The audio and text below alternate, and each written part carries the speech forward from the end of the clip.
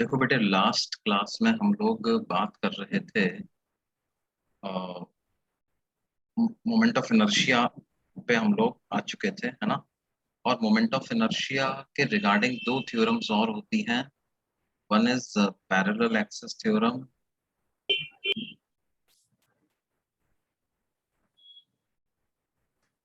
And other is perpendicular axis theorem.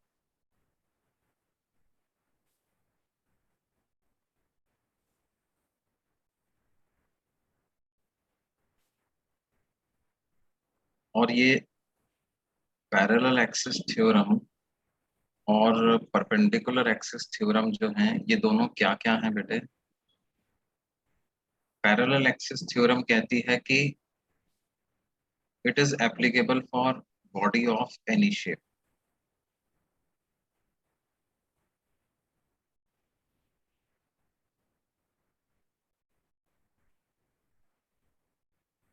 Whereas this perpendicular axis theorem, it is applicable only for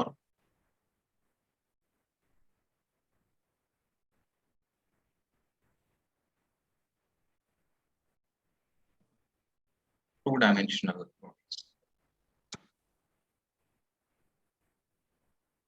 Two-dimensional bodies या planar, two-dimensional bodies या planar bodies के लिए ही ये applicable।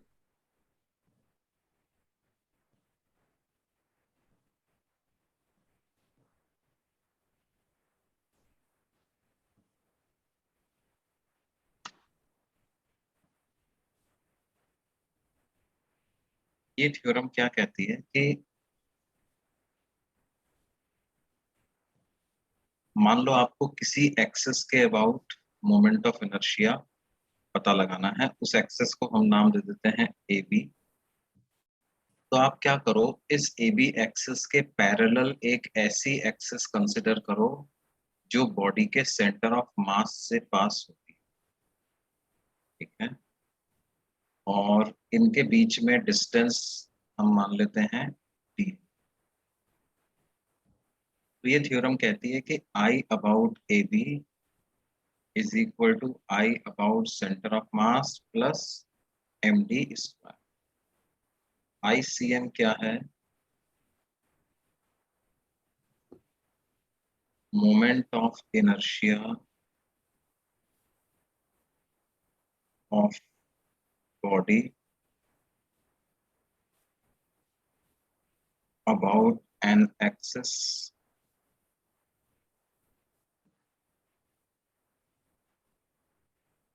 parallel to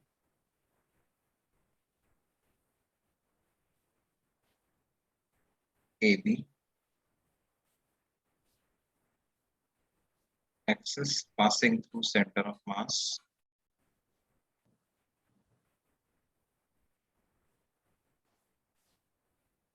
and parallel to AB. I same is moment of inertia of body about an axis passing through center of mass and parallel to AB. एक ऐसी axis के about moment of inertia है जो कि centre of मास से पास हो रही है और ए बी के पैरेलल। ये है आईसीएम। दोनों कंडीशन ट्रू होना जरूरी है। ए बी के पैरेलल भी होना जरूरी है और सेंटर ऑफ मास से भी पास होना जरूरी है। अच्छा, ध्यान दो कि इस थ्योरम का एक और इम्प्लीकेशन है। मतलब कोरोलरी के रूप में अपन उस स्टेटमेंट को देख सकते हैं कि जो secondary implication of this parallel axis theorem है वो क्या है कि of all the parallel axis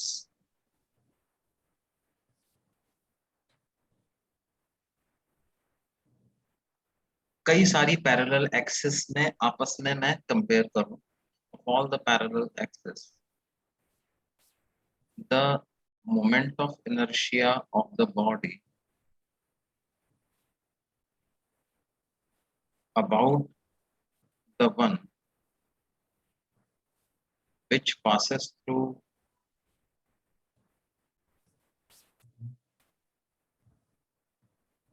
center of mass will be which passes through center of mass will be of all the parallel axes, the moment of inertia of the body about the one which passes through center of mass will be minimum.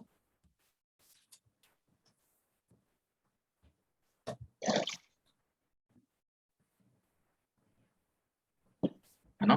कई सारी parallel access हम consider करें, एक दो तीन चार, लेकिन मान लो एक ये वाली जो है वो सेंटर ऑफ मास से पास होती है और सबके अबाउट मोमेंट ऑफ इनर्शिया अलग अलग है, I1 I2 I3 I4 I5। तो क्या होगा, इन सब में से I3 के about moment of inertia minimum.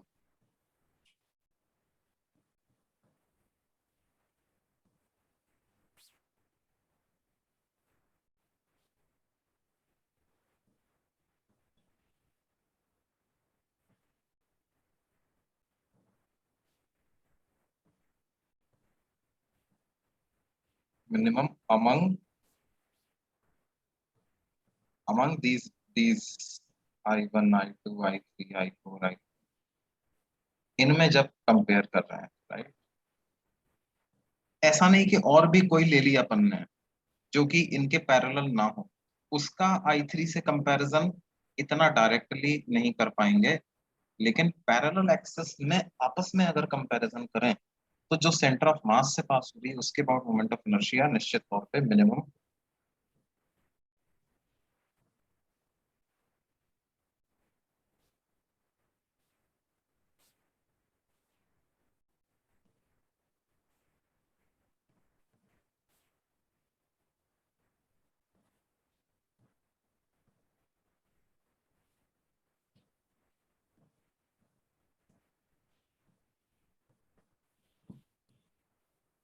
ये बात क्लियर है बच्चों?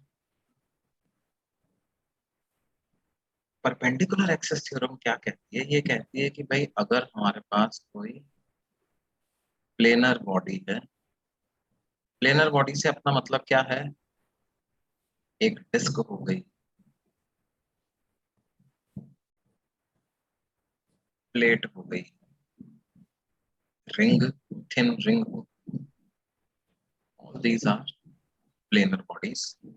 इनके अबाउट मोमेंट ऑफ इनर्शिया अगर मेरे को लिखना है इस तरह की बॉडीज की, तो ये क्या कहता है कि देखो दो एक्सेस आप कंसिडर करो जो कि बॉडी के प्लेन में लाई करती हैं और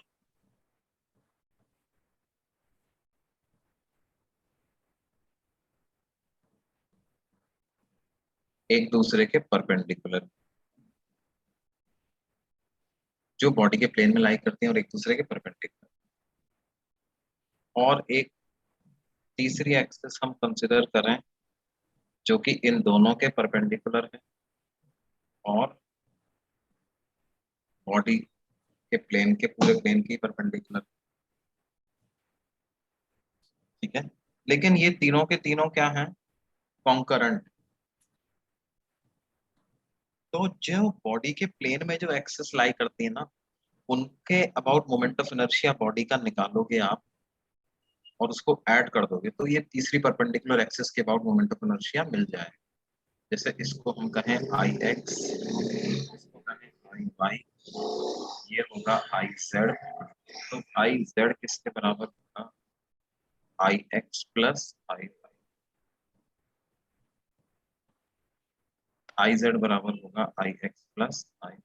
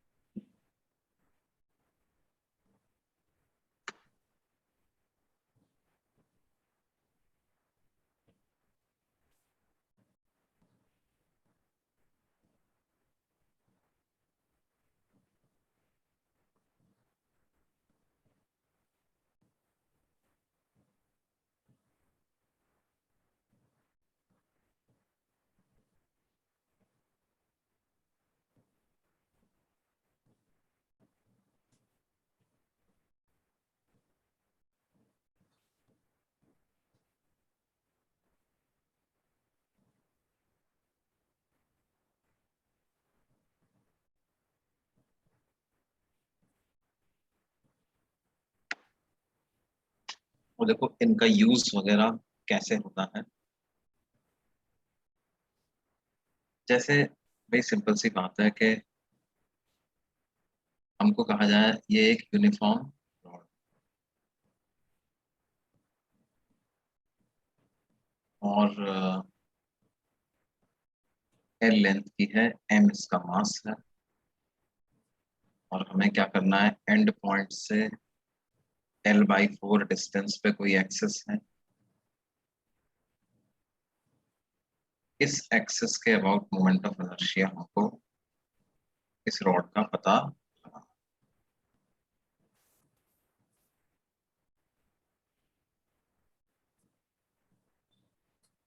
तो क्या हो जाएगा बेटे, I about axis is equal to I about center of mass plus md square. I about center of mass is ml square by 12 plus md square centre of मास से पास होने वाली एक्सिस, और इस एक्सिस के बीच में जो गैप है वो कितना है, उसको डी कहें। तो जाहिर सी बात है यूनिफॉर्म रॉड है, सेंटर ऑफ मास तो L/2 डिस्टेंस पे ही होगा, तो डी की वैल्यू L/4 ही आ जाएगी, तो L/4 का होल स्क्वायर, तो ये वैल्यू क्या हो जाएगी हमारे पास, ml स्क्वायर बाई 3 आ जाएगा।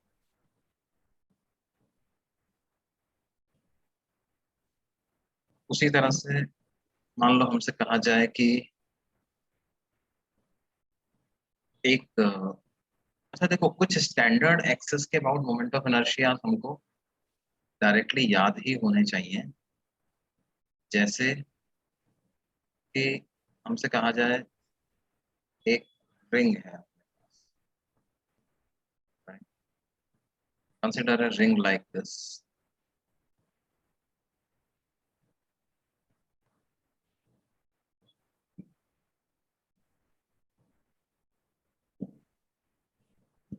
और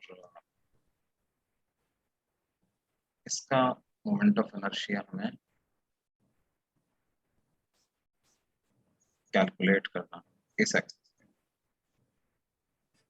मास m रेडियस r, तो इसका मोमेंट ऑफ इनर्शिया तो होगा सिंपली mr², क्योंकि हर पार्ट की डिस्टेंस r है।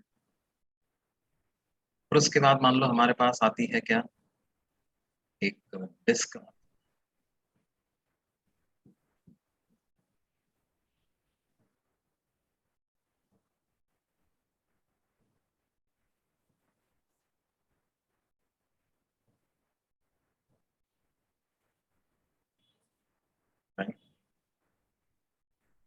यूनिफॉर्म डिस्क,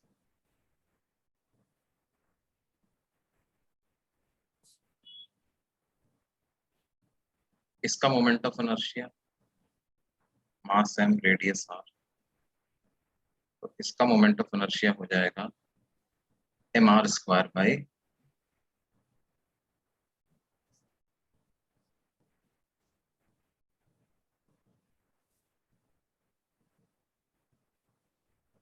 अच्छा ध्यान दो,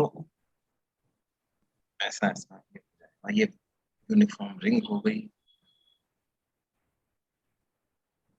डिस्क हो गई,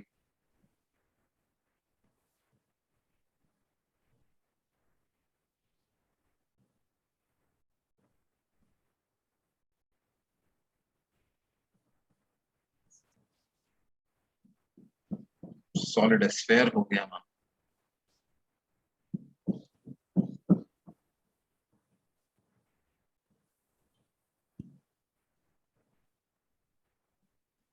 दिस इज सॉलिड, तो इसका मोमेंट ऑफ इनर्शिया हो जाएगा 2/5 mr।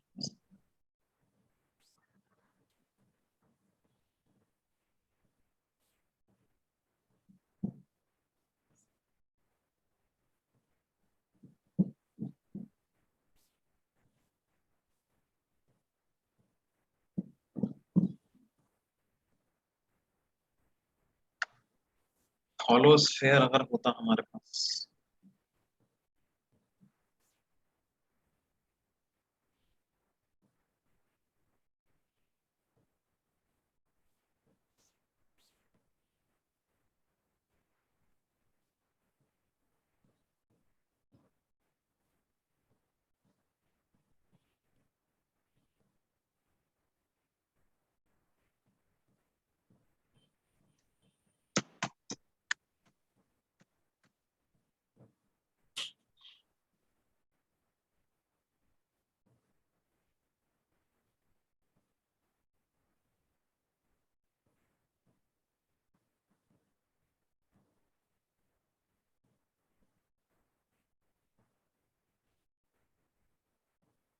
उसका मोमेंट ऑफ इनर्शिया इस एक्सिस के अबाउट होता कितना बेटे?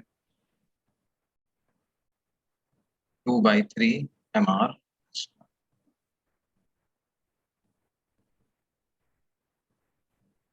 Ring, disc, hollow sphere, solid sphere, ठीक है।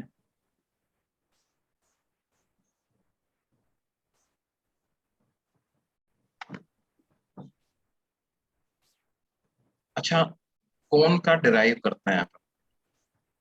वैसे कौन का मोमेंट ऑफ इनर्शिया क्या होता है पता है क्या?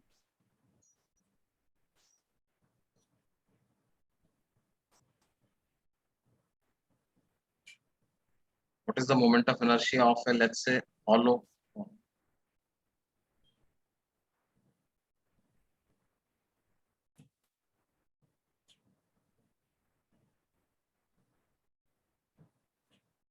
मास m, रेडियस डिस्क जैसा ही होगा ना?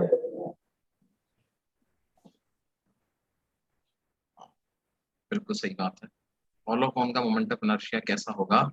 डिस्क जैसा ही होगा। बिल्कुल करेक्ट। देखो, क्योंकि मास डिस्ट्रीब्यूशन इसका अगर अपन देखें तो सरफेस पर अगर मैं कोई छोटा सा पार्ट इसका कंसिडर करता हूँ, है ना, या तुम यूं भी समझ सकते हो कि एक रिंग जैसी बन जाएगी सरफेस पर, है ना। इस रिंग को हाँ। एज इट इज लेकर के अपन यहाँ पे प्रोजेक्ट कर सकते हैं without changing distance from the axis. It can be projected like this.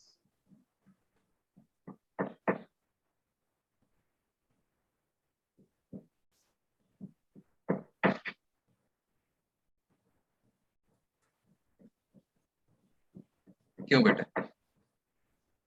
तो क्या होगा ultimately? If I project it on the base it will become a disc, है ना, डिस्क लाइक। सी, ऐसा जब भी आप इस तरह का प्रोजेक्शन प्रोजेक्शन कर रहे हो ना, तो एक चीज ध्यान रखो कि whenever you are moving mass from one place to another, यहाँ से यहाँ मास को शिफ्ट कर रहे हो, तो एक चीज हमें ध्यान रखनी है क्या, कि मोमेंट ऑफ इनर्शिया तब तक सेम रहेगा जब तक एक्सिस से डिस्टेंस चेंज नहीं होगी। तो I am not changing distance from the axis. जो छोटी रिंग है पहले छोटी है वो बाद में भी एक्सिस के पास में रहेगी, जो बड़ी रिंग है वो बाद में भी एक्सिस से दूर रहेगी। तो क्या है, वो मैटर नहीं।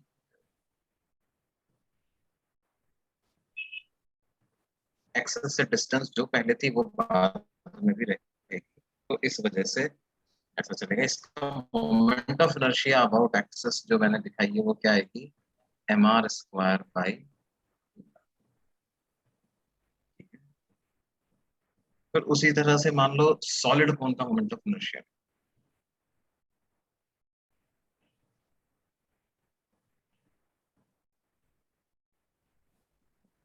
तो वो क्या होगा बच्चों?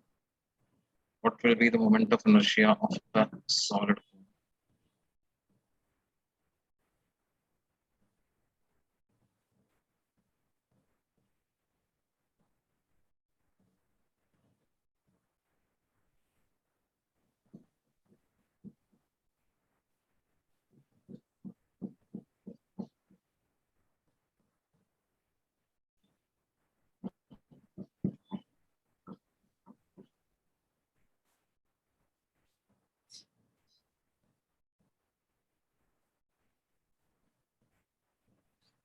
अच्छा एक बात बताओ, कितना होगा उसको छोड़ो, एक बात बताओ, mr²/2 से ज्यादा आएगा या कम आएगा?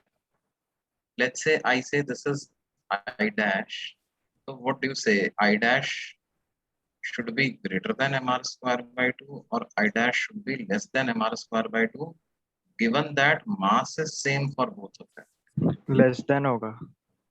लेस देन होना चाहिए ना? हाँ। लोग एग्री करते हैं इस पे, लेस होना चाहिए, या कुछ लोगों को डाउट है?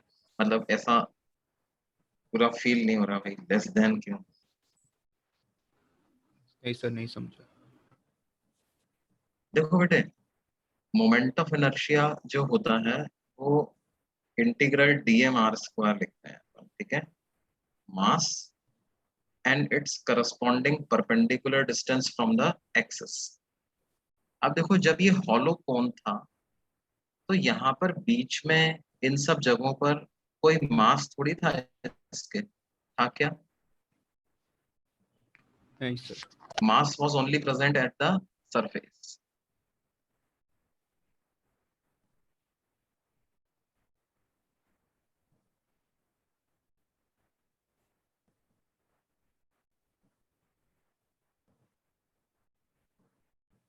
Mass was present only at the surface।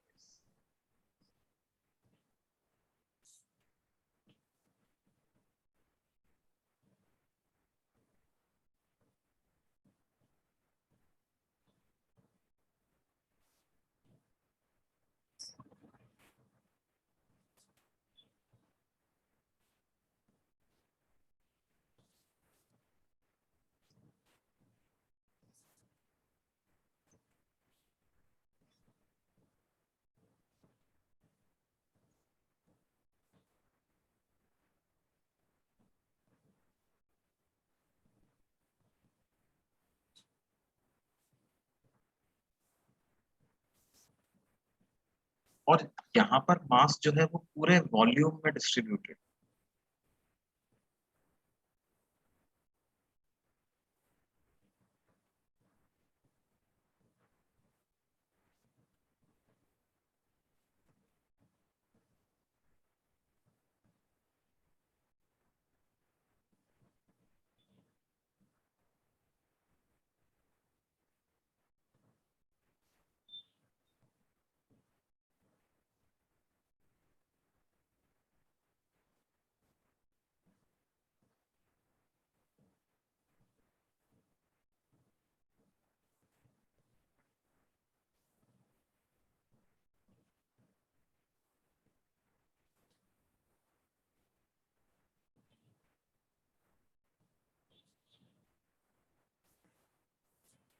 अब मास जो है पूरे वॉल्यूम में डिस्ट्रीब्यूटेड है, तो in comparison to solid sphere इसका तो मोमेंट ऑफ इनर्शिया कम ही आना चाहिए, क्योंकि जो आर जो है वो कम है यहाँ एक्सेस के पास में भी मास, सरफेस पे भी है, पास टोटल मास उतना ही है, लेकिन यहाँ पर सरफेस, तो सरफेस का मास तो उसके कंपैरिजन में काफी कम बचा। इनफैक्ट इसका मोमेंट ऑफ इनर्शिया जब निकालोगे तो वो आता है 3/10 mr।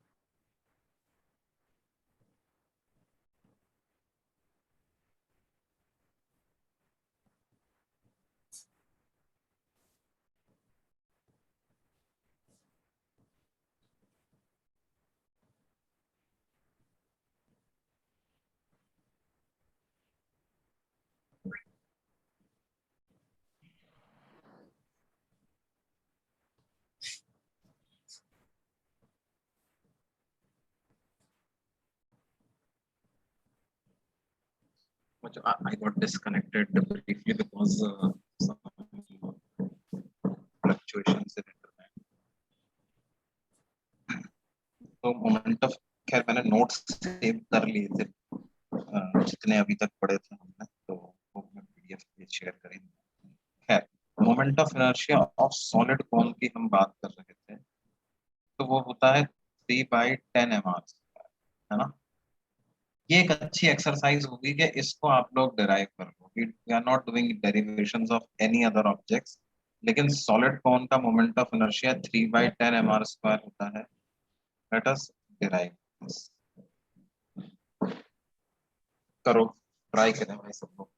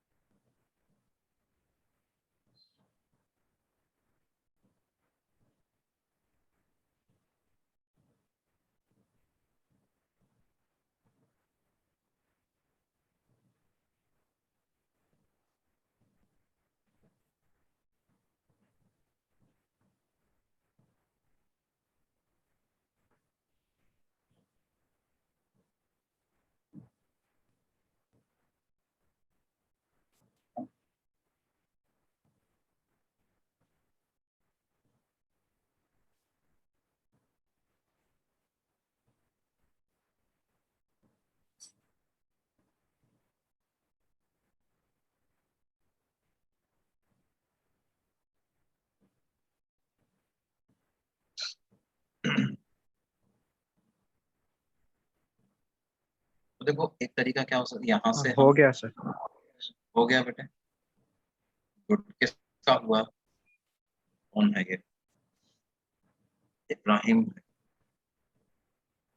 हाँ सर।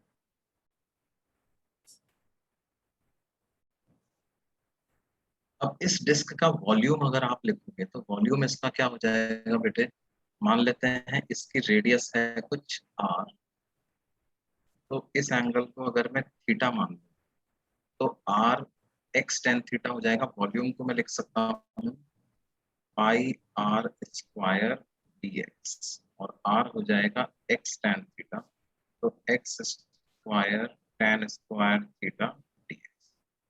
और ध्यान दो थीटा को इंट्रोड्यूस करने में ज्यादा तुम चिंता मत करो क्योंकि थीटा तो कांस्टेंट है, थीटा थोड़ी ना वेरी होने वाला है।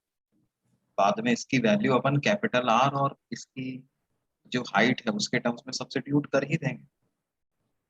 तो वॉल्यूम इतना आ जाएगा, वॉल्यूम इतना आ गया तो मास इस डिस्क का कितना आ जाएगा, जो भी उस कोन की डेंसिटी है उसको वॉल्यूम से मल्टीप्लाई कर दो तो मास आ जाएगा। डेंसिटी भी कांस्टेंट है, इसको भी बाद में सब्स्टिट्यूट कर सकते हैं, तो रो pi tan square theta into x square dx, ये आ गया मास।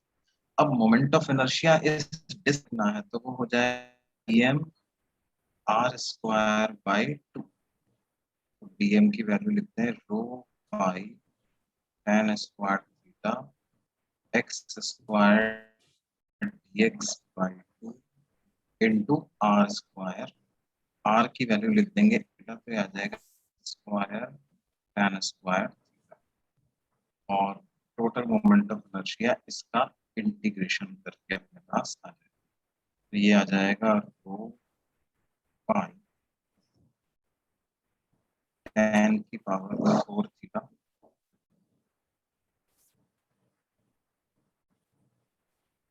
Divided by into integration of x की पावर 4 dx और इसको इंटीग्रेट कर देंगे 0 से कैपिटल आर। तो ये मेरे पास आ जाएगा I equal to rho pi tan की पावर 4 थीटा x की पावर 4 dx का इंटीग्रेशन हो जाएगा r की पावर 5/5, तो ये हो जाएगा 10। अब डेंसिटी को क्या लिखेंगे, मास अपॉन वॉल्यूम, तो मास को तो एज इट इज छोड़ दो आप, पाई मास अपॉन वॉल्यूम, वॉल्यूम को मैं, कौन का वॉल्यूम क्या होता है 1/3 पाई r स्क्वायर h, यही तो होता है। अच्छा tan थीटा की पावर, tan थीटा की भी पावर 4 आ रहा है, तो tan थीटा को अपन कितना लिखते हैं बच्चों, tan थीटा को कैपिटल R बाई एच लिख सकते हैं। तो कैपिटल R बाई एच अगर मैं करूंगा तो हो जाएगा R की पावर 4 अपॉन एच की पावर इंटू R की पावर, सर वो आर की पावर 5 ने एच की पावर 5 होगी ना। हाँ इसको 0 से h तक इंटीग्रेट कर, ये इंटीग्रेशन कहाँ से कहाँ तक होगा, this integration will not be from 0 to r, this integration will be from 0 to h। तो h की पावर 5/5 होगा, तो यहाँ पर h की पावर, अरे वो एक h इधर है, एक h की पावर 4 इधर है, h की पावर 5 ऊपर है, ये सब कैंसिल हो जाएगा, पाई से पाई कैंसिल हो जाएगा, एक 10 और था यहाँ पे, उस 10 को भी लिख दो, तो ये वैल्यू हो जाएगी 3/10, 3/10 mr।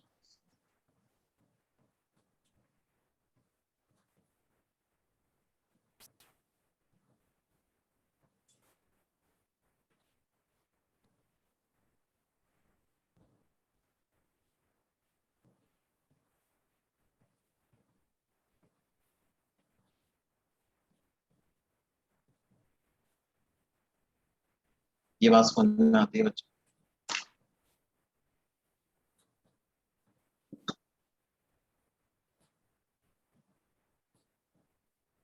हाँ सर।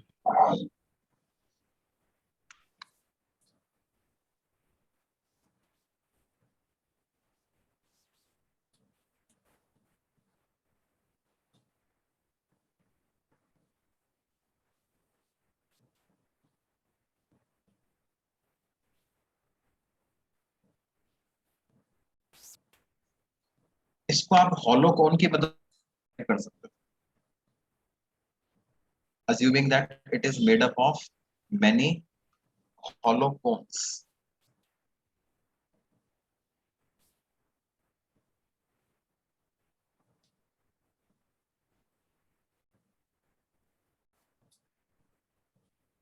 हम क्या कर रहे हैं, एक छोटा हॉलो कोन कंसीडर करते हैं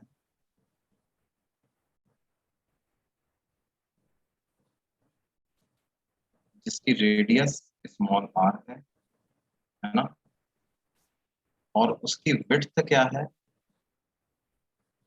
dr उसकी width।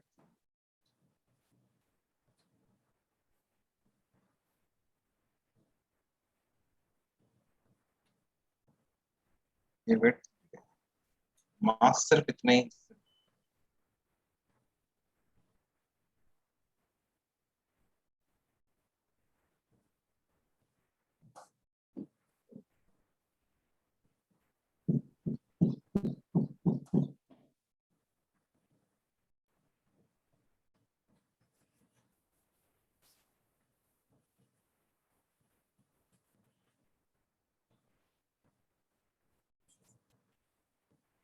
तो कैसे लिखेंगे इसको,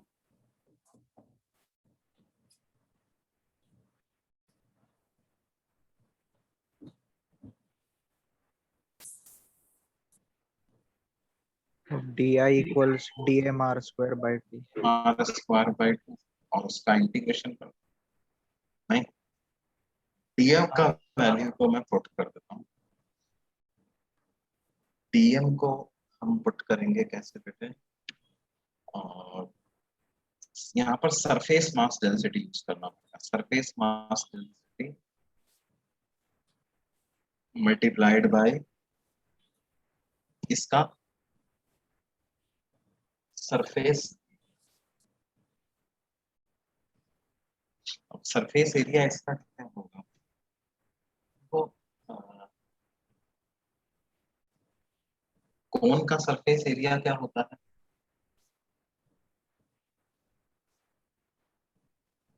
IRL IRL plus 2 pi R. Pi are l plus 2 pi,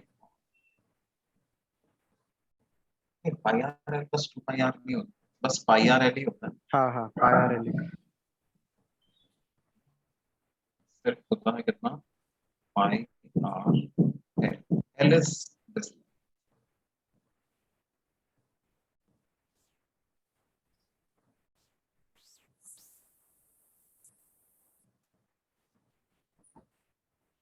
to R square,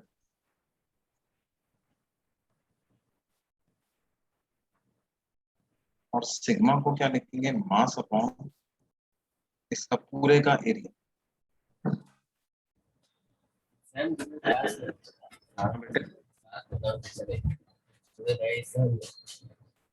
देखो ये पाई आर एल कैसे आता है, मतलब ये कोन कैन बी, कोन को अपन ऐसा इमेजिन कर सकते हैं कि ये एक, इसको आप पूरा एक्सपैंड कर दोगे तो एक सेक्टर से मिलके बना हुआ है, सर्कल के एक सेक्टर, राइट, और उसका एरिया क्या होगा, इनफैक्ट हाँ, है ना, उससे मिलकर के बना हुआ है।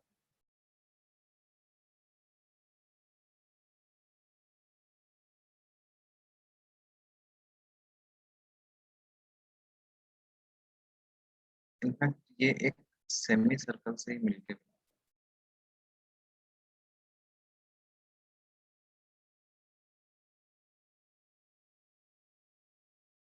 है।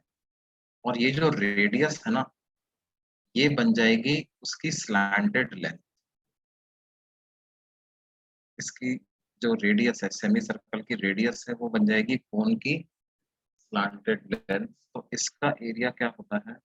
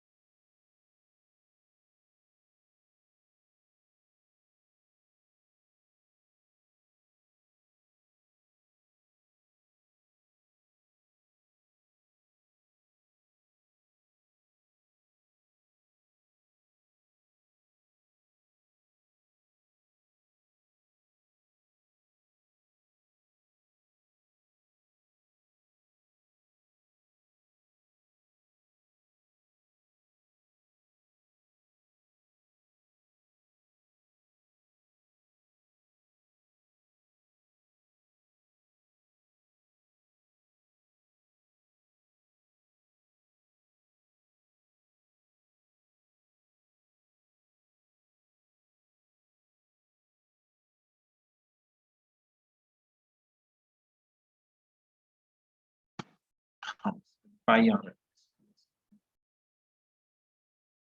कैपिटल एल इसको लिखते हैं।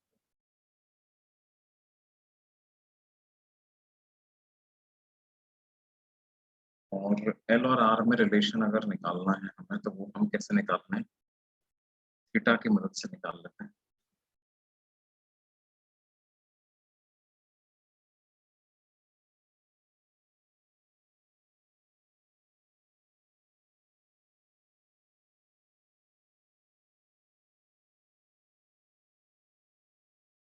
साइन थीटा को लिख देंगे कितना बेटा?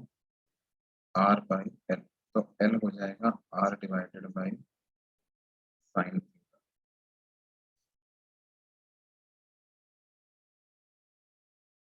या लेकिन इसका मास लिखने में एक दिक्कत आएगी अपने को। इसका मास तो बहुत कम आना चाहिए, ये ज्यादा आ रहा है। गड़बड़ क्यों हो रही तो सिग्मा के टर्म्स में कैसे लिखा मास अपने, मतलब रो के टर्म्स, मतलब डेंसिटी के टर्म्स में लिखेंगे? है? यार देखो, हॉलो कौन है ना, जो ओरिजिनल ओरिजिनल ऑब्जेक्ट जो है अपना, वो हॉलो कौन है ना।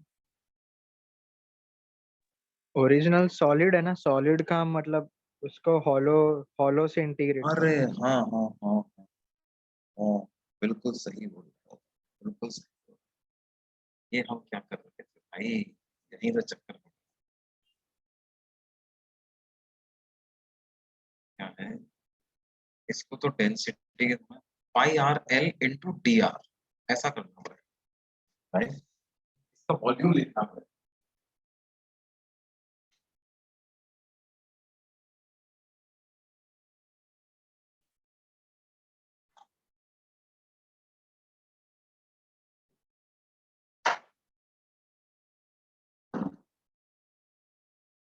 ठीक है, इसका वॉल्यूम लिखना पड़ेगा। तो वॉल्यूम क्या हो जाएगा? Surface area into thickness. तो दैट विल बी, एंड यहाँ भी डिनोमिनेटर में भी मेरे को चेंज करना पड़ेगा। ये भी क्या आएगा? 1/3 pi R square. Now we are, ये आ जाएगा pi R cube D are, और एल को लिख देता हूँ R divided by sine theta, है ना? ये ऐसा आ जाएगा। अब हमारे पास क्या आ जाएगा बच्चों? ये पाई आई ये सब कैंसिल हो गया। 3m upon r square h into sine theta into integration of r की पावर 4 डी आर, और इसको 0 से कैपिटल आर तक इंटीग्रेट करना है। तो ये आ जाएगा 3m by r square h sine theta multiplied by capital r की पावर 5 बाई, यस, और एक एम आर स्क्वायर बाई 2 का एक 2 और नीचे चला हुआ आ रहा था, याद है इसको? भूल गए थे। तो ये 1/2 और चला हुआ आ रहा है। तो ये 5 इंटू 2 मल्टीप्लाई होकर के हो जाएगा 10, 3/10 m by r square h sine theta into r की पावर 5, राइट? अब हम क्या हाँ करें? सर।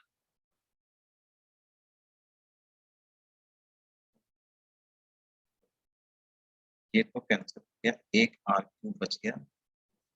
3/10 एम आर स्क्वायर को अलग रख लो, और अभी ऊपर में क्या बचा है? आर डिवाइडेड बाई कितना? H sine theta, right?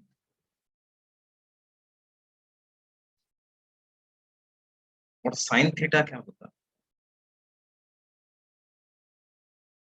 R by H. है? साइन थीटा तो आर बाई एल होता है।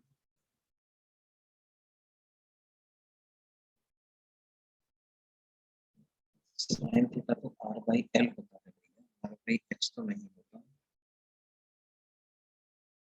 इधर क्या चक्कर अटका है हमको?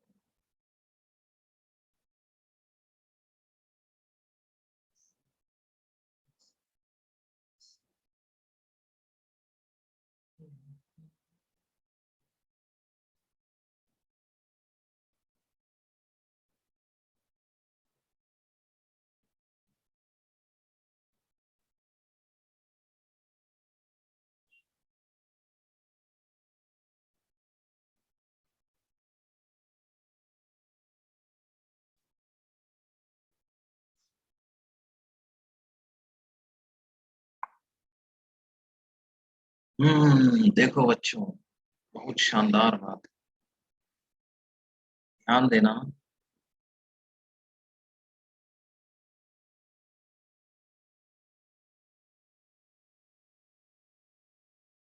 बहुत बारीक चीज है, it gets overlooked often and leads to problem like this, जो कि जस्ट हमने फेस किया। देखो बेटे, हमने डीआर इस चीज को माना, है ना, लेकिन क्या हर जगह पर थिकनेस ये है फोन की? थिकनेस तो इसको काउंट होना चाहिए ना, ये वाली डिस्टेंस को एज अ थिकनेस काउंट, समझ रहे हैं? मैं थोड़ा बड़ा डायग्राम बना हाँ के सर। बताऊं, जैसे क्या है,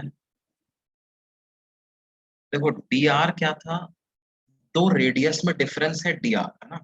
डी ऑफ एनी वेरिएबल मतलब क्या होता है, उस वेरिएबल की दो वैल्यूज में डिफरेंस।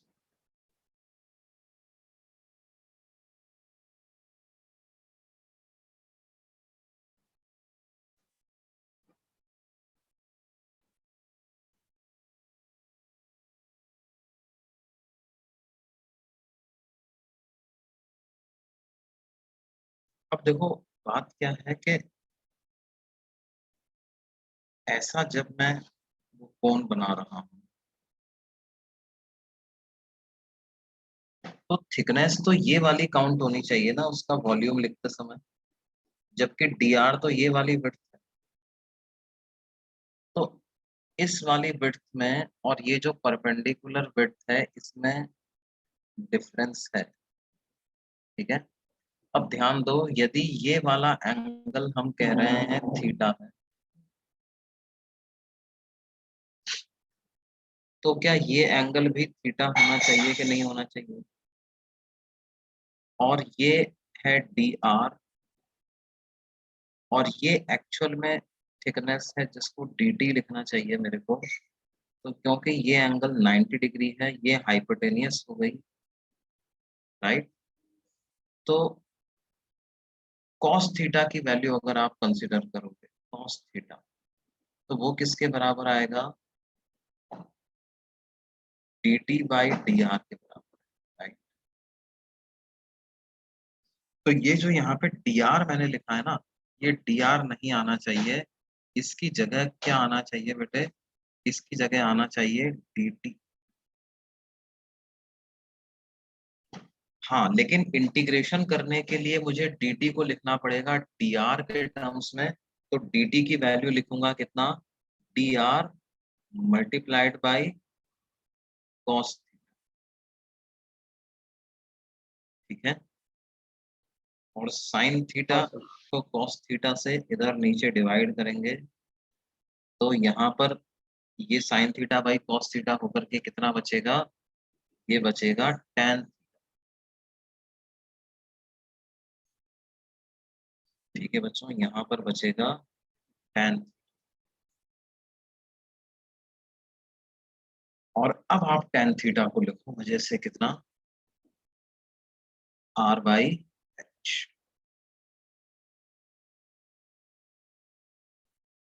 अब tan थीटा को r बाई h लिख दो, तो h से h कैंसिल, r से r कैंसिल, तो ये पूरी वैल्यू क्या आ जाएगी बेटे? 3/10 mr स्क्वायर के बराबर ये वैल्यू।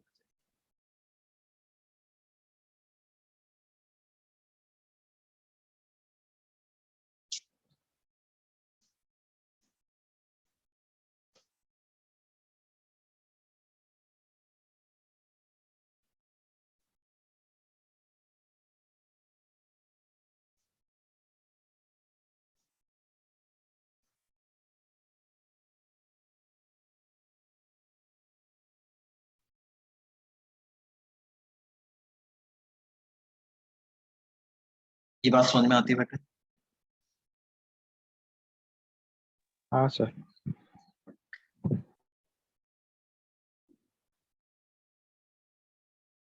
और उसके वॉल्यूम को सर ऐसे भी लिख सकते थे ना कि मतलब जो बड़ा वाला था उसके वॉल्यूम मतलब जो कोन में जो थिकनेस वाले में जो बड़ा वाला आउटर वाला था उसमें उसको 1/3 पाई r+dr का स्क्वायर इंटू h+dh और माइनस अंदर वाले कोन का एरिया वन हाँ हाँ बाई थ्री हाँ, पाई आर स्क्वायर। बिल्कुल बिल्कुल, ऐसा भी कर सकते थे, ऐसा भी कर सकते थे उसको।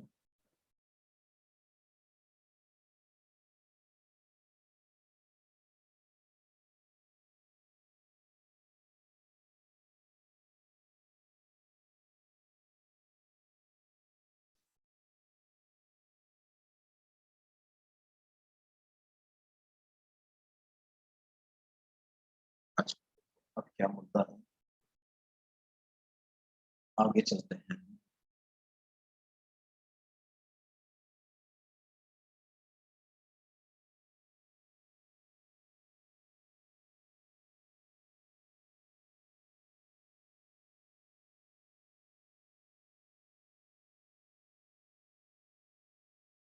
देखो मान लो हमसे कहा जाए कि एक जेई में क्वेश्चन आया था कुछ 1-2 साल पहले आया था कि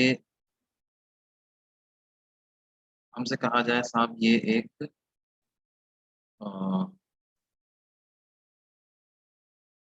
सिलेंड्रिकल रॉड है, ठीक है।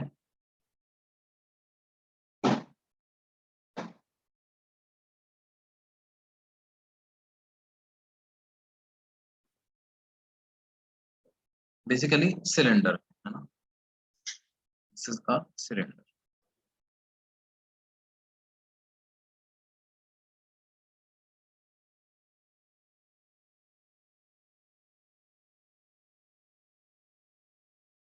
लेंथ है एल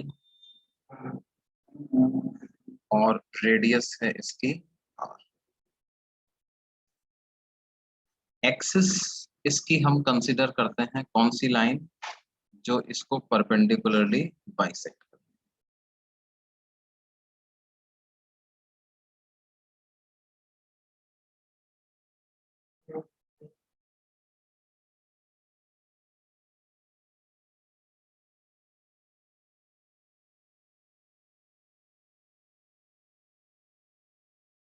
तो हमें क्या करना है बेटे, हमें इस परपेंडिकुलर बाइसेक्टर लाइन के about moment of inertia calculate करना।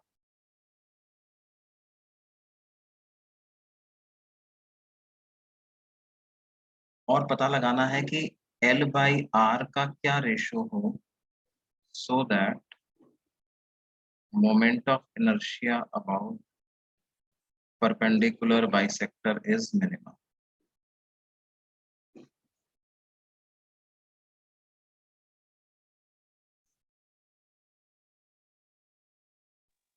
सॉलिड सिलेंडर है।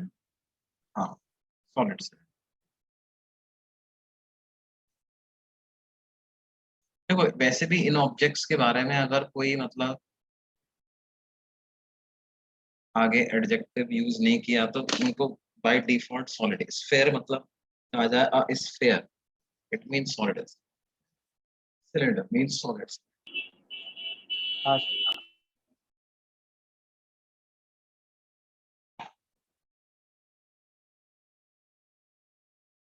तो पहले तो इस लाइन के अबाउट मोमेंट ऑफ इनर्शिया पता करना पड़ेगा हम, है ना। हाँ सर। वो कितना होगा, mr² 2। mr² 2 plus ml² 12। mr² 2 plus ml²। देखो कैसे, यहाँ से x डिस्टेंस पे जाओ और dx विड्थ का एक डिस्क ले,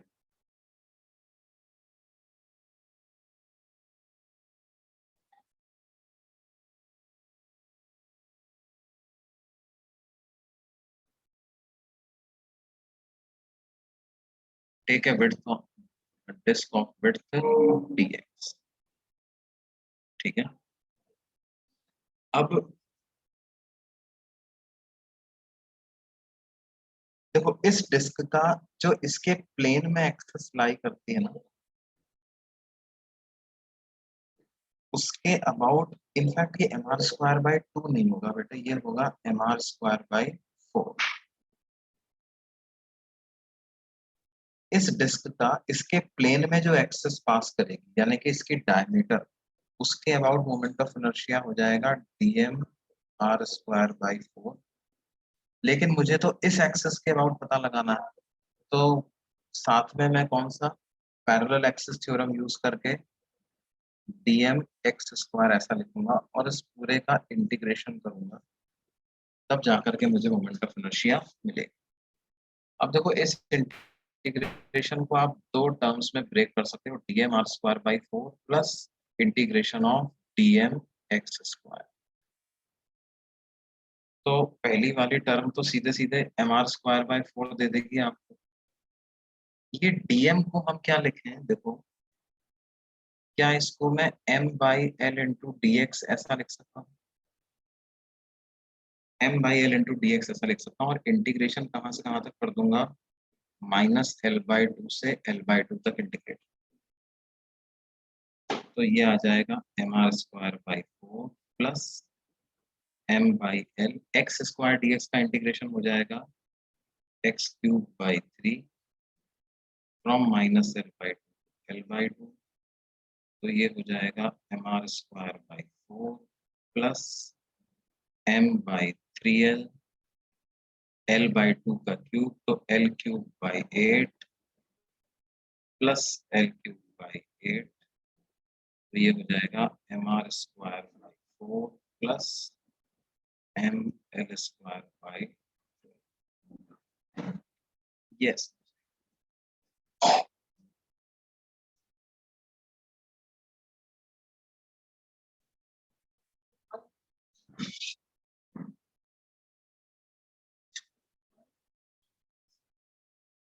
ये बात समझ सर में आती है। हाँ बेटे बोलो। सर इसमें जो मतलब परपेंडिकुलर बाइसेक्टर के अबाउट पूछ रहे हैं, उसका भी एक मतलब परपेंडिकुलर और एक जो भी जो खुद भी एक परपेंडिकुलर बाइसेक्टर है, तो उससे फिर हम परपेंडिकुलर एक्सिस मतलब थ्योरम लगाएंगे। तो जो एक्सिस ऑफ कौन सा थ्योरम सिलेंडर है, लगाने, परपेंडिकुलर एक्सिस। ये वाला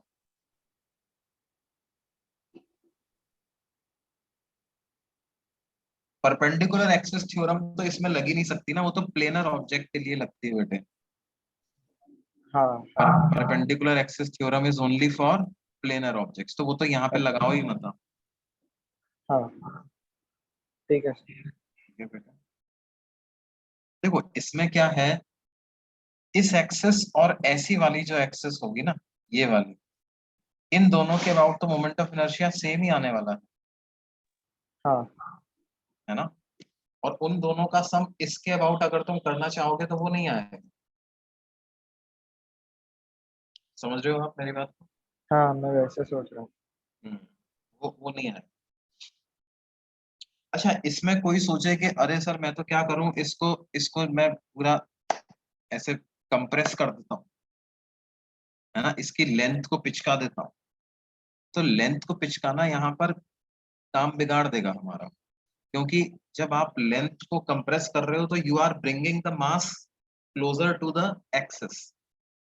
तुमने मास को एक्सेस के पास में ले आओगे तो मोमेंट ऑफ इनर्शिया तो अफेक्ट हो ही जाएगा ना भाई। हाँ सर। ठीक है, तो that we can not.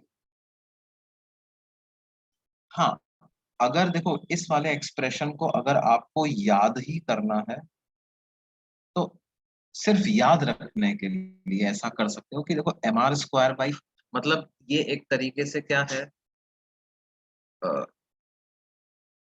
Disc और रॉड का कॉम्बिनेशन है ना। तो डिस्क की वजह से mr स्क्वायर बाई 4 का, कोई कहेगा साहब डिस्क का तो mr स्क्वायर बाई 2 होता है, mr स्क्वायर बाई 2 होता है किस एक्सेस के अबाउट, जो कि डिस्क के प्लेन के परपेंडिकुलर हो, है ना। जो डायमीटर के अबाउट होता है वो mr स्क्वायर बाई 4 होता है, ये परपेंडिकुलर वाला mr स्क्वायर बाई 2। ठीक है, तो एक तो डिस्क की वजह से mr स्क्वायर बाई 4, मतलब अपन ऐसे सोचे कि मान लो इसकी लेंथ 0 होती तो इसका moment of inertia mr square by 4 ही आ जाता ना। हाँ सर। उसी तरह से आप ऐसे सोचो कि मान लो इसकी रेडियस 0 होती तो मोमेंट ऑफ इनर्शिया क्या आ जाता? ml²/12। ml²/12 आ जाता, राइट? तो मतलब ये सिर्फ याद रखने के लिए है ना? तो हाँ सर। अच्छा, लेकिन क्वेश्चन अब क्या है, L/R की क्या वैल्यू हम रखें कि मोमेंट ऑफ इनर्शिया इसका मिनिमम आ जाए? तो बस ये मोमेंट ऑफ इनर्शिया आ गया, इसको डिफरेंशिएट करना है हमें, है ना? L या R किसी के भी रेस्पेक्ट में इसको डिफरेंशिएट कर दो, तो जो मोमेंट ऑफ इनर्शिया हमारे पास आया है mr²/4 प्लस ml²/12। तो di/dr को 0 कर दो, तो क्या आ जाएगा? देखो मास तो कांस्टेंट ही रहने वाला है, m को तो अलग लिख लें, 1/4 r² का डिफरेंशिएशन हो जाएगा 2r प्लस यहाँ पर 1/12 l² का डिफरेंशिएशन हो जाएगा 2l इंटू dl/dr, और ये वैल्यू बराबर हो जानी चाहिए 0। ये 2 से 2 कैंसिल हो गया, ये 4 3 12, तो क्या हो गया m into r plus l/3 dl/dr must be equal to 0। अच्छा, dl/dr की वैल्यू हम एक और तरीके से लेके आ सकते हैं, मास, देखो इसका टोटल वॉल्यूम तो कांस्टेंट ही रहेगा ना, तो πr² into L is constant, right? हाँ सर। ना, तो ये कांस्टेंट है, तो इसको हम इसमें डिफरेंशियल चेंज कंसिडर कर लें तो क्या हो जाएगा 2r dr into l plus r² into dl, this must be equal to 0। तो एक r से r कैंसिल हो जाएगा, तो यहाँ से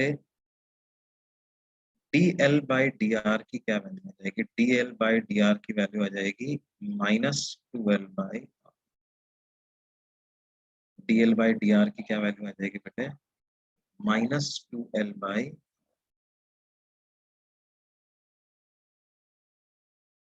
हाँ सर। तो इसको हम सब्स्टिट्यूट कर दें, तो मेरे पास क्या आ जाएगा r plus l/3 into -2l/r, this must B 0। तो r is equal to 2l²/3r, या 3r² इज 2l², या l/r क्या लिखेंगे? √3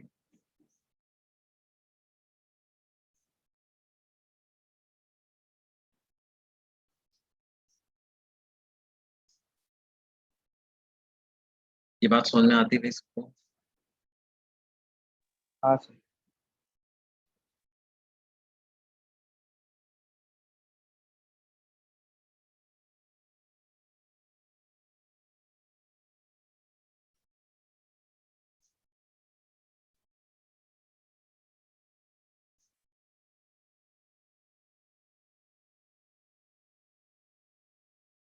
तो फिर देखो थोड़े बहुत क्वेश्चन इनर्शिया के इस तरह के भी बन जाते हैं, जिसमें हमें,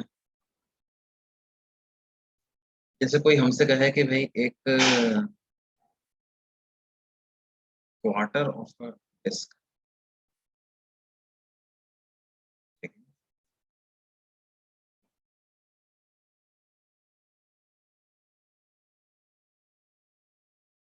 इसका हमें मोमेंट ऑफ इनर्शिया पता लगाना है। Find moment of inertia about perpendicular axis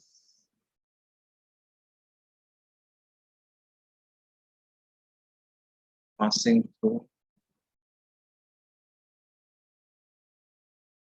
its center of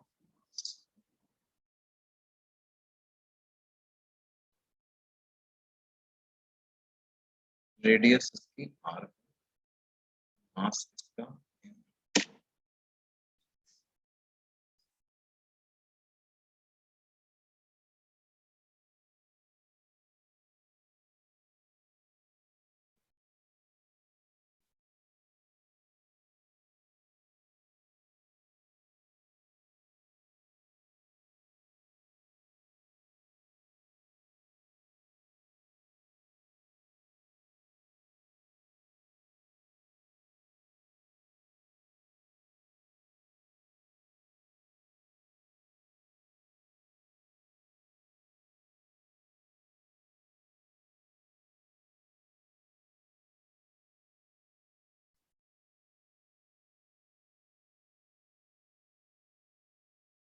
इसका सेंटर ऑफ मास कहाँ पे होगा बेटे? तो y और x कोऑर्डिनेट दोनों ही होंगे कितना, 4r/3 एंड 4r/, मतलब बेसिकली आप लोग क्या कर सकते हो,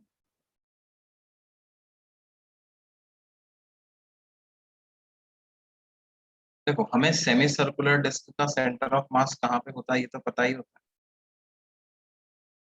वो इस लाइन पे लाई करता है और कितनी डिस्टेंस पे लाई करता है, 4r/3 डिस्टेंस पे लाई, राइट।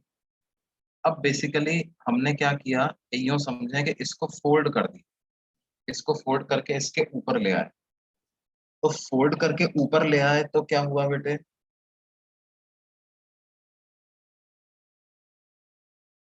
जो सेंटर ऑफ मास का y कोऑर्डिनेट है उसमें कोई फर्क नहीं पड़ेगा, ठीक है।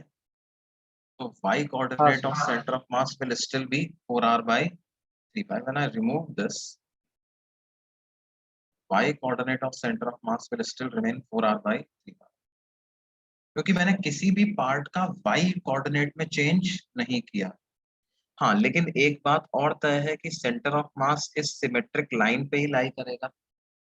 अगर मैं इसको x एक्सिस बोल रहा हूँ, इसको y एक्सिस बोल रहा हूँ, तो इस सिमेट्रिक लाइन की equation y equal to x हो जाएगी। तो अगर सेंटर ऑफ मास का y कोऑर्डिनेट है 4r/3, तो उसका x कोऑर्डिनेट भी हो जाना चाहिए 4r/, तो ये यहाँ पर सेंटर ऑफ मास इसका आएगा, और सेंटर ऑफ द डिस्क से इसकी डिस्टेंस हो जाएगी √2 इंटू 4r/।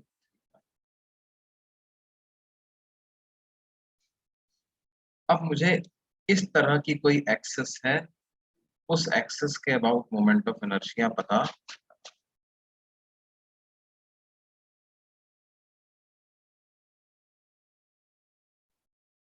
और ये, हाँ अब देखो ये सेंटर ऑफ मास से पास होने वाली एक्सिस, राइट। जनरली क्या होता है, जो पैरेलल एक्सिस थ्योरम होती है वो ये कहती है कि I about some other axis is equal to I about axis passing through centre of mass plus md², right, ये कहती है। नाउ हाँ I sir. About centre of mass हमें पता लगाना है, यहाँ पर उल्टा करना है। अब मुझे कोई ऐसी नोन एक्सिस कंसीडर करनी पड़ेगी जिसके अबाउट मुझे मोमेंट ऑफ इनर्शिया पता है ऑलरेडी, तो वो एक्सिस जो है वो ये वाली हम ले लें, यहाँ से सेंटर से पास, और वो भी परपेंडिकुलर।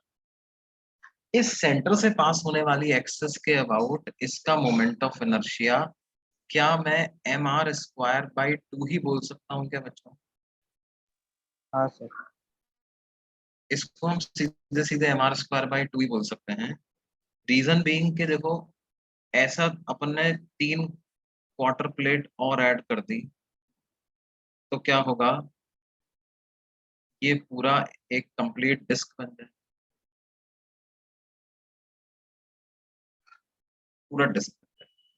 और इस एक्सिस के अबाउट अगर एक टुकड़े का मोमेंट ऑफ इनर्शिया आई है तो सबका आई आई आई होगा, तो 4i को हम क्या लिख देंगे, 4i मतलब पूरी डिस्क का मोमेंट ऑफ इनर्शिया, वो हो जाएगा पूरी डिस्क का मास इंटू r²/2। 4 से 4 कैंसिल हो गया, यानी हर एक टुकड़े का मोमेंट ऑफ इनर्शिया क्या होगा, mr²/2 mr²।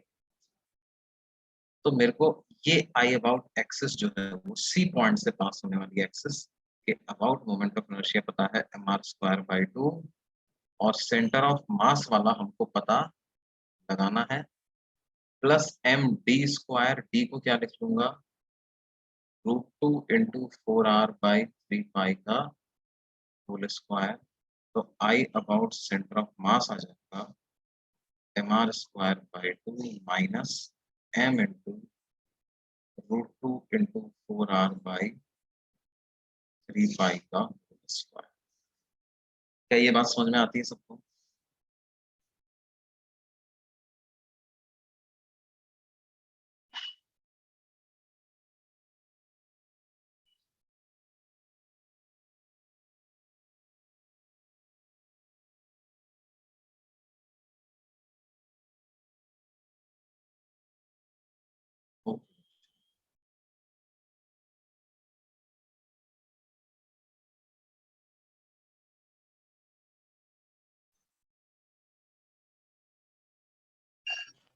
हाँ सर।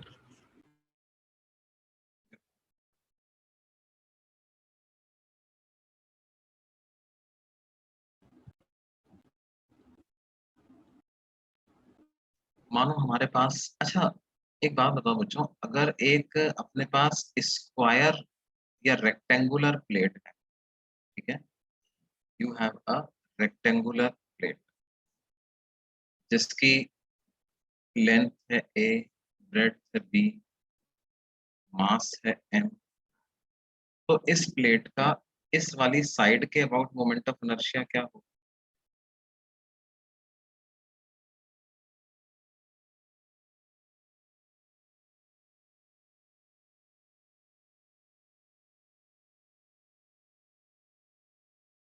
क्या इस साइड के अबाउट मोमेंट ऑफ इनर्शिया में ma² by 3 लिख सकता हूँ? क्योंकि देखो बात क्या है, अगर मैं इसको छोटी सी ऐसे पतली पतली रॉड से मिलके बना हुआ मानूं, तो each rod will have moment of inertia equal to उसका मास dm/a²/3, dm/a², और वो dm/a²/3 को जब आप इंटीग्रेट करोगे तो a²/3 तो कॉमन आ जाएगा, integral of dm will be m, तो it will come out to be ma²/,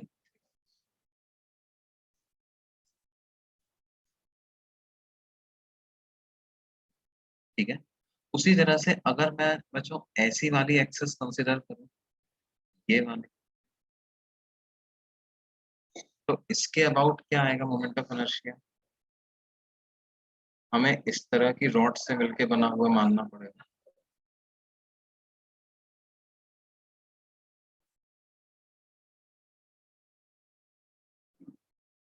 उनका मोमेंट ऑफ इनर्शिया dm/b², ये सब b लेंथ की रॉड, तो इस वाली एक्सेस के अबाउट मोमेंट ऑफ इनर्शिया हो जाएगा mb², है ना। अगर कोई ऐसी रॉड ले लें यहां से पास हो सेंटर से, लेकिन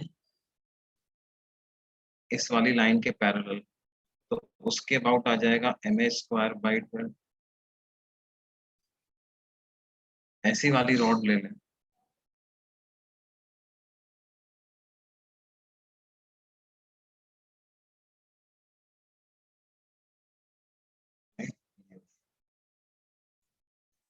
इसके अबाउट क्या आ जाएगा बच्चों? mb² right. और हमसे कहे कि साहब आपके पास जो है वो कुछ इस तरह की एक प्लेट है, ठीक है, और ऐसी एक्सिस लेनी है, कैसी? एन एक्सिस लाइक दिस,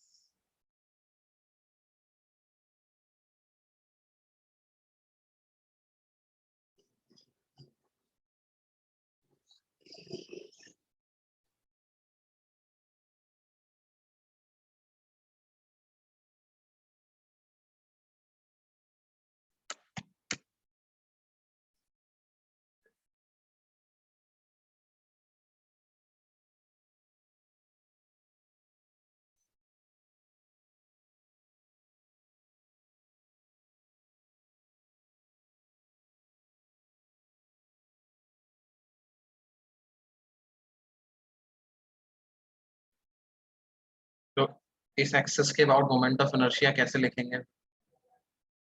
ये लेंथ ए है, ये लेंथ बी है, तो अब इसके लिए हम परपेंडिकुलर एक्सिस थ्योरम लगा सकते हैं, है ना। एक एक्सिस में ऐसी कंसिडर कर लूं, एक एक्सिस में इस तरह की कंसिडर कर लूं, और मोमेंट ऑफ इनर्शिया ये वाली जो लाइन है इसके अबाउट हो जाएगा ma²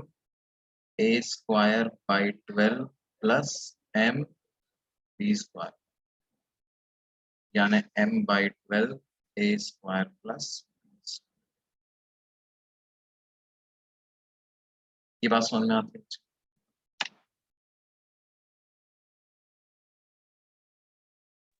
हाँ सर।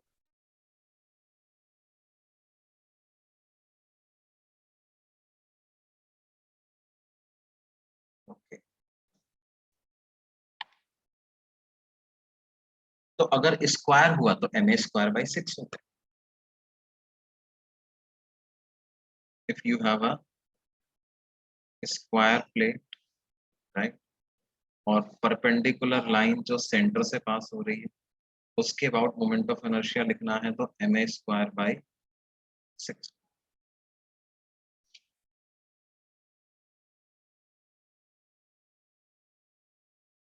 अच्छा, अगर मान लो हमारे पास एक सॉलिड क्यूब है, ठीक है, we have a solid cube like this.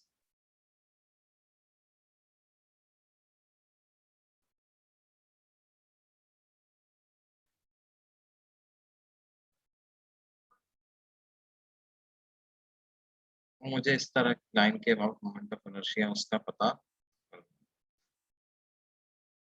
तो वो कैसे पता करेंगे?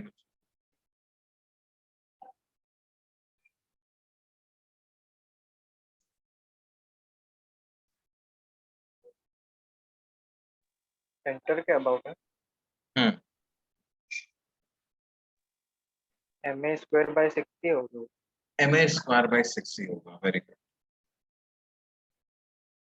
सबका बल्ब जल रहा है ना भाई?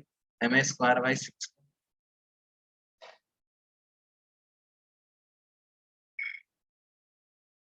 देखो, ऐसा सोच सकते हो कैसे साहब, हमने क्या किया, एक ऐसी स्क्वायर प्लेट कंसीडर कर ली, उसके लिए एक्सेस यही वाली हो जाएगी। इसका मास अगर मैं बोलता हूँ डीएम, तो इसका मोमेंट ऑफ इनर्शिया क्या आ जाएगा बेटे? Dm a square by 6, and I have to perform its integration, तो ये वैल्यू हो जाएगी एम ए स्क्वायर बाई।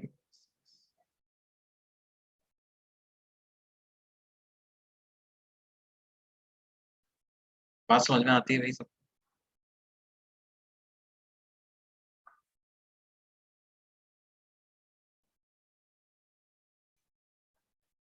अच्छा, उसकी जगह अगर हॉलो क्यूब ले लिया होता हम लोगों ने, तो उसका मोमेंट ऑफ इनर्शिया क्या आता?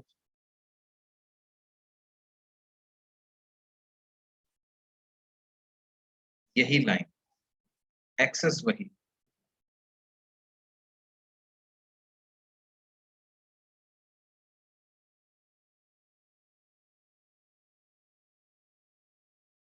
Hollow cube.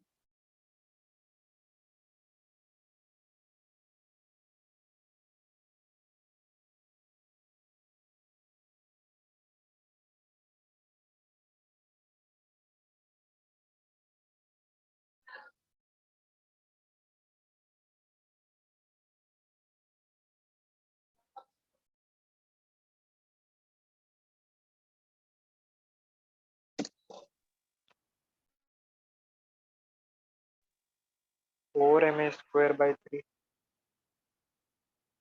4 m a square by 3 कैसे कैसे निकाला यार तुमने ये? वैसे सही नहीं है, लेकिन तब भी कैसे निकाला? फिर एक मतलब स्क्वायर मतलब 4 रॉड्स मान लीजिए, स्क्वायर शेप।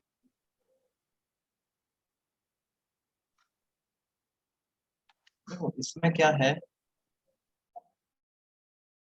6 स्क्वायर्स है ना, 1 2 3 4 और 2 ऊपर नीचे वाला, ठीक है। हॉलो क्यूब है 6 फेसेस, राइट। अब ये जो सबसे ऊपर वाला और सबसे नीचे वाला जो है ना, अच्छा, हर एक का मास m by 6 m by 6 m by 6 हो। एक का मास m डैश अगर मैं मानूं तो 6 m डैश इज m, तो therefore m dash is m by 6, है ना। अभी अपन m डैश के टर्म्स में कैलकुलेट कर लेते हैं, बाद में सब्स्टिट्यूट कर देंगे। इसका मास m डैश है, इसका मास m, ऊपर वाले का moment of inertia m dash a square by 6 हो जाएगा, नीचे वाले का भी m dash a square by 6। Plus अब 4 जो है वो 4 दीवार बच गई इसकी, 4 साइड वॉल्स, उनका मोमेंट ऑफ इनर्शिया मेरे को निकालना है। तो मेरे को क्या करना पड़ेगा, इस एक्सिस के पैरेलल एक एक्सिस कंसीडर करनी पड़ेगी इस तरह, राइट, जो कि इस क्यूब के प्लेन से पास हो रही, और इन दोनों के बीच का दूरी a/2 हो जाएगा। ठीक है, फिर मैं इस क्यूब का इस एक्सिस के about moment of inertia parallel axis theorem की मदद से निकालूंगा, तो वो हो जाएगा ICM, मतलब इसके सेंटर ऑफ मास के about moment of inertia, that is ma² / 12 होगा, ICM प्लस md², तो वो ma²/4 होगा।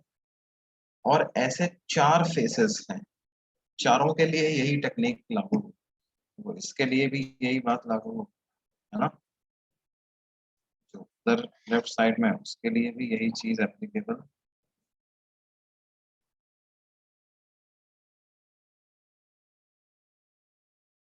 तो क्या हो जाएगा हमारे पास m', यहाँ पर सब जगह पे क्या आएगा बच्चों, m'। तो ये तो हो गया m'(a²/3) plus m'(a²/3) plus m'(a²), right. तो 5m'(a²/3) ऐसा आएगा, और m' को m/6 रख दो आप बाद में, तो आ जाएगा 5ma²/18। ये बात समझ में आती है?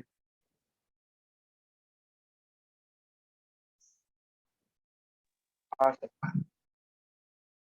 है ना, देखो ये जो 4 साइड वाले थे ना, ये इनके लिए एक्सेस जो है इनकी बॉडी से पास ही नहीं हो रहा है, एक्सेस अलग है और ये अलग रखे हुए हैं।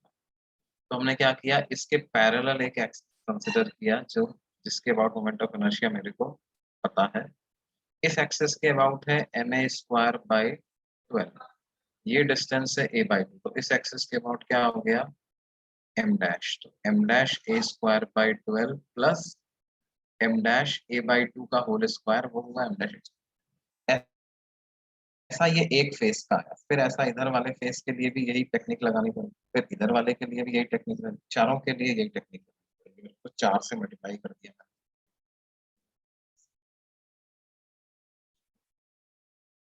ठीक है बच्चों, फिर बाकी अपन अगली क्लास में इसको कंटिन्यू करेंगे, है ना। हाँ सर। ये बोर तो नहीं हो रहा मोमेंट ऑफ इनर्शिया इस सब में तुम लोगों को? ठीक लग, मतलब काम की बात है तुम्हारे, या ये सब आता है अच्छे से? लेकिन देखो ऐसा हमेशा होगा कि कुछ लोगों को हो सकता है अच्छे से आ रहा हो, आई डू एग्री, लेकिन कुछ लोगों को हो सकता है दिक्कत हो इसमें। तो let us discuss it completely, है ना। जो मैं बहुत ज्यादा ट्रिवियल चीज तो वैसे भी नहीं ले रहा हूँ, थोड़ी सी एप्लीकेशन साइड वाले ही क्वेश्चंस मोमेंट ऑफ इनर्शिया के ले रहा हाँ सर। हूँ। ओके, बाकी फिर अपन आगे कंटिन्यू करेंगे। आगे तुमको टफ सवाल भी मिलेंगे, उसमें मजे वाले जो असली जो आरबीडी होता है आएगा। अभी एक तरीके से तुम समझ सकते हो कि अपन का मतलब तैयारी चल रही है, अभी हमारी मसल्स ही बना रहे हैं, लड़ाई हो गया, एक्चुअल फाइटिंग। ओके, सर आज के लेक्चर का हाँ लिंक, हाँ, पीडीएफ में भेज ही रहा हूँ, सर रिकॉर्डिंग लिंक भी सेंड कर दीजिए। रिकॉर्डिंग भी सेंड करूंगा। ठीक है, ठीक है। पीडीएफ 2 पार्ट में आएगा तुमको, तुम 1 मिनट रुक जाओ तो मैं यहीं पे भेज देता हूँ। हाँ सर।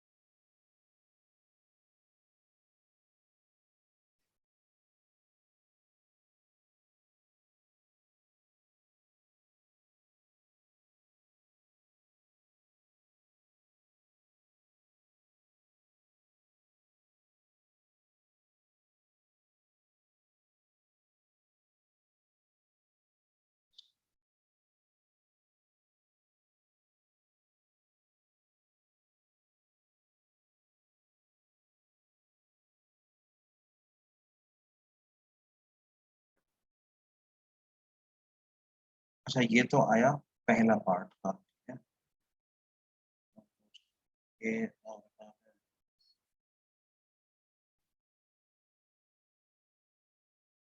पार्ट 2।